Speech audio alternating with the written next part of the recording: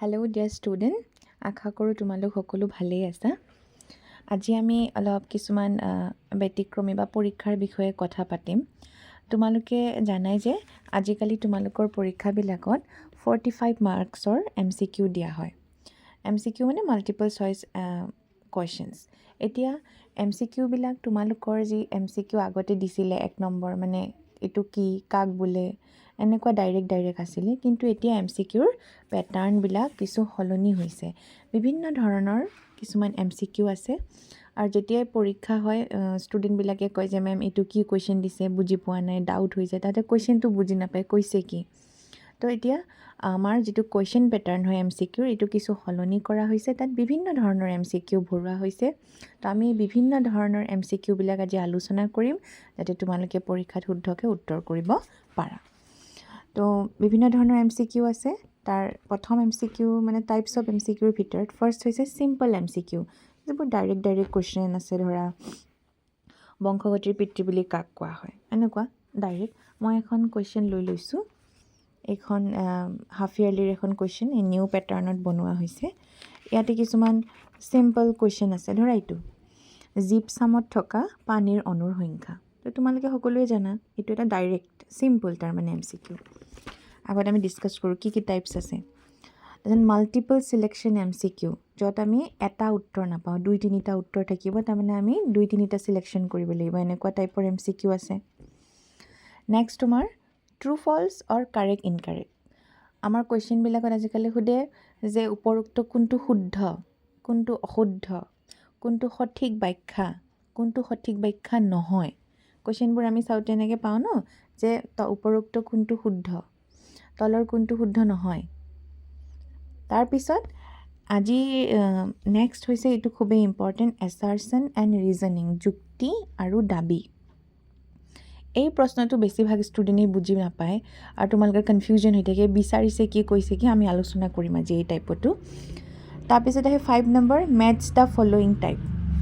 তো সৰুতে তোমালোকে ক্লাছ 6-7 থাকোঁতে এইবিলাক কৰিছিলে, মিলোৱা আস্তানি তোমালোকে মিলাইছিলা। কিন্তু আজিকালিতো আস্তানি মিলাব নোৱাৰি। পৰীক্ষাত প্ৰশ্নটোত A নম্বৰ লগত 1, B নম্বৰ লগত 2 এনেকৈ মিলাব লাগে। সেইটোৱে মিলোৱা, কিন্তু ছিষ্টেমটো অলপ বেলেগ, ডাঙৰ হ'লা ন তোমালোক। তাৰপিছত number 6 stimulus based, picture and data related. তাৰমানে তোমালোকক তাত এটা ছবি দিয়া হ'ব, সুধিব যে এইটো অংশ কি, এইটোৱে কি বুজাইছে। আৰু যিবিলাকৰ মেথছ আছে বিশেষকৈ, মানে মেথছ ছাবজেক্টত ডাটা আহিব, বা ছ'চিয়েলত এটা ধৰা মেপ দি দিলে এই অংশটোৱে কি বুজাইছে, বা এটা গ্ৰাফ দি দিলে কিমানজনে বেছি আছে, কিমানজন কম আছে। তো এই ডাটা ৰিলেটেড এনেকুৱা, আৰু বেলেগত পিকচাৰ, ছবি দিব। এণ্ড 7 নম্বৰ হৈছে ছিকুৱেঞ্চিং টাইপ। ছিকুৱেঞ্চ থাকিব, তাৰমানে ছিকুৱেঞ্চ মানে ক্ৰম, অধক্ৰম, ঊৰ্ধক্ৰম, সঠিক ক্ৰম, সৰুৰ পৰা ডাঙৰ, এনেকুৱা টাইপৰ ধৰণৰো MCQ পোৱা যাব। তো এনেকুৱা বিভিন্ন ধৰণৰ MCQ আছে। আমি এখন কুৱেশ্যন লওঁ, তাৰ পৰা আমি চাওঁ ইয়াত কেনেকুৱা কুৱেশ্যন আহিছে। এখন হাফ ইয়াৰলিৰ কুৱেশ্যন, এইবাৰ হৈ যোৱা তোমালোকৰ 10ৰ। তো আমি কুৱেশ্যন এনচাৰ ডিছকাছ নকৰোঁ, টাইপছবিলাক আমি অলপমান ডিছকাছ কৰোঁ। চ' ইয়াতে কি কৈছে, 1 নম্বৰ তলত দিয়া পৰীক্ষানলীটোত কি গেছ উদ্ভৱ হ'ব। ইয়াতে এটা ছবি দিয়া আছে, দেখিছা। তো এইটো কেনেকুৱা ধৰণৰ প্ৰশ্ন হ'লে যে আমি পঢ়িছিলোঁ যে ষ্টিমুলাছ বেছ, মানে এটা পিকচাৰ দিছে, তাৰ পৰা তোমালোকে বুজিব লাগিব যে কি হৈছে। এইটো ষ্টিমুলাছ বেছ মানে ছবি দিয়া। তাৰপিছত দিছে তলৰ কোনটো তাপবৰ্জী বিক্ৰিয়া। ইয়াতে এটা অপশ্যন আছে পানীৰ সৈতে পোৰা চূণ, 2 নম্বৰ আছে পানীত এচিড মিলোৱা। তোমালোকে কেতিয়াবা কি কৰা, গোটেইখিনি নপঢ়াই ডাইৰেক্ট অপশ্যন দিব যোৱা। ইয়াতে আছে টুইষ্ট আছে, চাবা। 3 নম্বৰ ৰেছপিৰেশ্যন আৰু শ্বসন, আৰু 4 নম্বৰ হ'ল ইটো। কিন্তু অপশ্যন কি আছে চোৱা, A নম্বৰত দিছে 1 and 2, B নম্বৰত দিছে 1, 2, 3। তাৰমানে এইটো কেনেকুৱা টাইপ হ'ল, এই যে আমি চাইছিলোঁ এই মাল্টিপল চিলেকশ্যন MCQ, মানে ইয়াতে বহুতকেইটা এনচাৰ আছে। তো আমি কোনটো শুদ্ধ হয় এইটোহে দিব লাগিব। তো প্ৰশ্ন ভালকৈ পঢ়িব লাগিব। তাৰপিছত ইয়াতে আমি 3 নম্বৰটো বাদ দিলোঁ, 4 নম্বৰটো চোৱা, কোনটো ৰাসায়নিক পৰিৱৰ্তন নহয়, হয় বুলি সোধা নাই দেই। তো এইটো আহি গ'ল ট্ৰু ফল্ছ অৰ কাৰেক্ট ইনকাৰেক্ট, এনেকুৱা। এইটোতো এনেকুৱা, বিক্ৰিয়াটোৰ বাবে শুদ্ধ উত্তৰটো বাছি উলিওৱা। এইটো এটা কৈছে কাৰেক্ট বা ইনকাৰেক্ট, কোনটো শুদ্ধ হ'ব। নেক্সট এটা আছে কোনটো আম্লিক প্ৰকৃতিৰ, এইটো সাধাৰণ চিম্পল MCQ। তলৰ 7 নম্বৰ তলৰ দ্ৰব্যসমূহৰ pHৰ শুদ্ধ ক্ৰমটো লিখা। pHৰ ক্ৰম ক্ৰম মানে ছিকুৱেঞ্চিং টাইপ, মানে কোনটো আগত হ'ব কোনটো পিছত হ'ব। তোমালোকৰ 10ত আছে ধৰা সক্ৰিয়তা শ্ৰেণী আৰু এনেকুৱা। তো ইয়াতে কিছুমান অপশ্যনছ দিয়া আছে কোনটো কাৰ বেছি কাৰ কম। তো এইটো হ'ল ছিকুৱেঞ্চিং টাইপ MCQ, এনেকুৱাবোৰ আমি চাব লাগিব। কোনটো বেছি সক্ৰিয় ধাতু, তাৰপিছত আৰু আমি মৌলৰ পৰ্যাপ্ত তালিকা ধৰা কোনটো আগত থাকিব কোনটো পিছত থাকিব এনেকুৱা। তাৰপিছত আমি এইবিলাক সাধাৰণ কুৱেশ্যন মানে চিম্পল MCQ আমি বেলেগ কিছুমান চাওঁ যাতে তোমালোকৰ সহজে বুজিব পৰা সক্ষম হয়। এইটো তোমালোকৰ ফেভৰেট মিলোৱাটোত আহিছোঁ। 16 নম্বৰ, তলৰ অংশ দুটা মিলাই শুদ্ধ বিকল্পটো বাছি লোৱা। ইয়াতে এৰ ছাইডত লিখা আছে পাকস্থলী ৰস, ইপিনে কিছুমান লিখা আছে। কেনেকৈ মিলাবা? আস্তানি নহয় কিন্তু দেই, ইয়াতে মিলাব লাগিব এইদৰে। এৰ লগত 1 তোমালোকে চাব লাগিব যে এইটো এ পাকস্থলী ৰস, 1 মানে কোন? ৰক্ষী কোষ, মিলিছেনে নাই? আকৌ বিৰ লগত বোলে 3 পেৰিষ্টেলটিক, 3 চিলিয়া, মিলিছেনে নাই? এইদৰে প্ৰত্যেকটো মিলাই চাব লাগিব। তাৰপিছত 18 নম্বৰটো চোৱা, ইয়াত এটা ছবি দিয়া আছে। এইটো কিহৰ ছবি বাৰু তোমালোকে জানাই। তলৰ চিত্ৰটো মানৱ দেহৰ ৰেচন তন্ত্ৰৰ। তো এতিয়া এক্স লিখি দিছে, এইটোৱে কি বুজাইছে? তো তোমালোকৰ কিতাপত থকা প্ৰত্যেকটো ছবি কাৰ্যকলাপ যিবিলাক দিয়া থাকে এইবোৰ চাবা, তাৰ পৰাও প্ৰশ্ন হ'ব। এতিয়া আহিছোঁ এইটো এছাৰশ্যন আৰু দাবী, যুক্তি আৰু দাবী, তাৰমানে এইটোৰ প্ৰশ্ন। এইটোৰ বহুতৰে কনফিউজন হৈ যায় যে প্ৰশ্নটো কোনটো উত্তৰটো কোনটো। মানে ধৰা তোমাক এটা দাবী দিব, তাৰ এটা যুক্তি দিব। ধৰা মই এনেই চিধাকৈ কওঁ যে তাৰ দীঘল চুলি আছে, যে ৰাহুলৰ বা ৰূপমৰ দীঘল চুলি আছে। তো আমি এইটো দাবী কৰিছোঁ আৰু যুক্তিত লিখিছোঁ সি এজন বা ছোৱালী, এনেকুৱা ধৰা। তো মিল আছেনে নাই এনেকুৱা কথা। যি হওক আমি প্ৰশ্নটোৰ পৰা বুজোঁ দেই। এতিয়া দাবী কি কৈছে চোৱা, উদ্ভিদে শোষণ কৰা অতিৰিক্ত পানী বায়বীয় অংগই বাষ্পকাৰে এৰি দিয়াটোক বাষ্পমোচন বোলে। বাষ্পমোচন কাক বোলে এইটো দিছে। আৰু যুক্তি দিছে যে ফ্ল'এম কলাই উদ্ভিদৰ খাদ্য পৰিবহণ কৰে। এইটো দাবী, এইটো যুক্তি। যে এই দাবীটো কিয় ৰাখিছোঁ, যে তুমি পৰীক্ষাত গোটেই প্ৰশ্ন উত্তৰ কৰিছা কিন্তু মই তোমাক মাত্ৰ 10 দিছোঁ। তোমাৰ দাবী মানে মই কিয় দিয়া নাই গোটেই নম্বৰ, এনেকুৱা ধৰা আৰু কথাবিলাক। তো ইয়াৰ কাৰণে তোমালোকৰ 4টা অপশ্যন থাকিব ABCD। অপশ্যনটো কি থাকিব এইটো চোৱা। প্ৰথমটো হৈছে অসমীয়াটোৱে কৈ দিছোঁ, দাবী আৰু যুক্তি দুয়োটাই শুদ্ধ কিন্তু যুক্তি দাবীৰ শুদ্ধ ব্যাখ্যা নহয়। মানে আমাক যোনটো দাবী আৰু যুক্তি দিব দুয়োটাই শুদ্ধ মানে, কিন্তু এই দুটাৰ লগত একো মিল নাই বা শুদ্ধ ব্যাখ্যা নহয়, তেতিয়া তোমালোকে অপশ্যন A টো লিখিবা। আৰু যদি এনেকুৱা হয় দাবী আৰু যুক্তি দুয়োটাই শুদ্ধ কিন্তু যুক্তি দাবীৰ শুদ্ধ ব্যাখ্যা নহয়, তেতিয়া তোমালোকে B অপশ্যন লিখিব লাগিব। আৰু C নম্বৰ দিয়ে যদি দাবীটো শুদ্ধ কিন্তু যুক্তিটো অশুদ্ধ মানে ভুল, তেতিয়া C।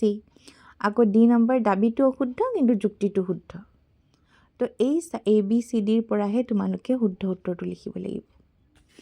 আকৌ এটা প্ৰশ্ন আছে, বুজি পাইছানে? এইটো যুক্তি আৰু দাবী বহুতৰে কনফিউজন হৈ থাকে। বহুতে এক্সামত সোধে মেম এইটো বুজি পোৱা নাই, এইটো কি কৈছে। গতিকে তোমালোকে অলপমান কুৱেশ্যনবোৰ চাই ল'বা আৰু আইডিয়া আহিছেই তোমালোকৰ বাৰু। তথাপিও নম্বৰ 20 কৈছে তলৰ কোনটো সঠিক ক্ৰম। ইয়াতেও আকৌ ক্ৰম ছিকুৱেঞ্চিং টাইপ, তাৰমানে ক্ৰমটো সুধিছে কোনটো হ'ব। তো ক্ৰমবিলাক চাব লাগিব। প্ৰথমতে ক'ত যায়, মাউথ, মুখ, পাকস্থলী, ক্ষুদ্ৰান্ত, গ্ৰাহনলী, বৃষাদন্ত, খাদ্যটো ক'ত গ'ল, ক'ৰ পৰা কি হ'ল, মানে এইটো এটা ক্ৰম ছিকুৱেঞ্চিং টাইপ। আৰু বাকীবোৰ এইবোৰ উদ্ভিদত থকা বৃদ্ধিবোৰ চিম্পল, এইবোৰ তোমালোকে আগৰ পৰাই পাৰা, এইবোৰ সাধাৰণ। কিন্তু বাকী যিবিলাক আছে আমি বেলেগ ষ্টাইলৰ পালোঁ। আমি এতিয়া 34 কুৱেশ্যনটো চাব পাৰা তোমালোকে। এইটো মিলোৱা নিচিনাই কৈছে, লক্ষ্য বস্তুৰ বিভিন্ন স্থানৰ বাবে অৱতল দাপোনৰ প্ৰতিবিম্ব গঠনৰ স্থান তালিকাত দিয়া হৈছে। তোমালোকে কি কৰিব লাগে, মিলাব। এনেকৈ ধুনীয়াকৈ A মানে এইটো তোমাৰ C ফাৰ্ষ্ট ব্যাসাৰ্ধ। তো ইয়াৰ পৰা কোনটো মিলিব ইয়াতে চাব লাগিব। এইটো ওপৰত ভুল আহিছে, এইটো 4 হ'ব, যে ইয়াতে Cতে হ'ব। এনেকৈ মিলাই তোমালোকে চাব লাগিব। কনফিউজ হ'ব নালাগে, ইজি, অকণমান বুজিলে হ'ল। আকৌ ইয়াতে এটা ছবি দিয়া আছে দেই, ষ্টিমুলাছ বেছ, তাৰমানে ছবিটোৰ পৰা আমাক এনচাৰ কৰিব কৈছে। তাৰপিছত আকৌ ইয়াতে এটা দাবী আৰু যুক্তিৰ প্ৰশ্ন আছে। দাবী যুক্তিৰ প্ৰশ্ন আহিব তোমালোকৰ।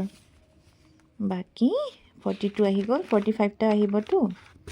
তো এইদৰে তোমালোকৰ ইয়াতে এটা প্ৰশ্ন দিছে চোৱা, কোনটো জীৱ ভৰ শক্তিৰ উদাহৰণ নহয়, মানে শুদ্ধ অশুদ্ধ এনেকুৱা। গতিকে তোমালোকে অলপ আইডিয়া পাই গ'লা। তো এনেকুৱা বিভিন্ন ধৰণৰ MCQৰ বাহিৰেও আহিব বাৰু 2 মাৰ্ক 3 মাৰ্ক 4 মাৰ্ক এনেকুৱা কুৱেশ্যন। তো বাট এই 45 মাৰ্কছৰ MCQবিলাক এনেকুৱা ধৰণৰ আহিব, চিধা নাহে, মানে চিম্পল নাহে গোটেইবিলাক, মাল্টিপল, ট্ৰু ফল্ছ বা দাবী যুক্তি, মিলোৱা, ছবি দিয়া বা ক্ৰমত সজোৱা, এনেকুৱা বিভিন্ন ধৰণৰ MCQ তোমালোকে পৰীক্ষাত পাবা। তোমালোকে হাফ ইয়াৰলিত হৈ যোৱা প্ৰশ্নবিলাক চাবা। আৰু MCQ হ'ব বুলি তোমালোকে মানে ভয় খাবলগীয়া একো নাই যে কোনটো পাৰিম, কি হ'ব কি নাই।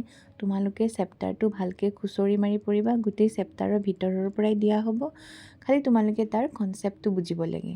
কুৱেশ্যনটো যেনেকেই পকাই নিদিয়ক, তুমি বুজি পালে উত্তৰটো কৰিব পাৰিবা।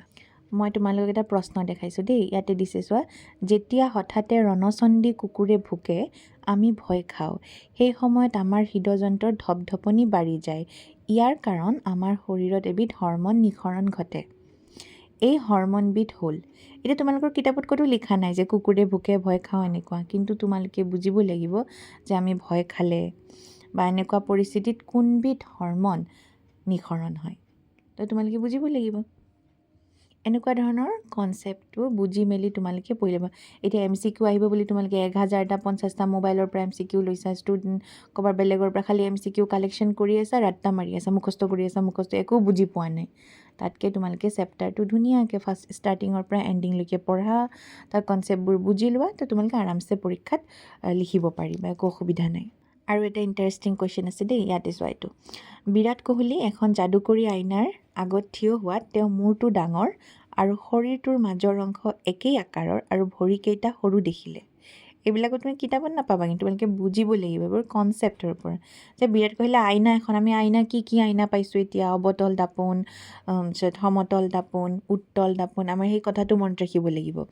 এতিয়া কোন দাপোনত কেনেকুৱা প্ৰতিবিম্ব হয়, কৈছে যে মূৰটো ডাঙৰ দেখিছে, এতিয়া কোন দাপোনত বা ডাঙৰ দেখে, শৰীৰৰ মাজৰ অংশটো একেই, এতিয়া ক'ত বা একেই সমান আকাৰৰ দেখে, তোমালোকে এই কথাটো বুজি পাব লাগিব।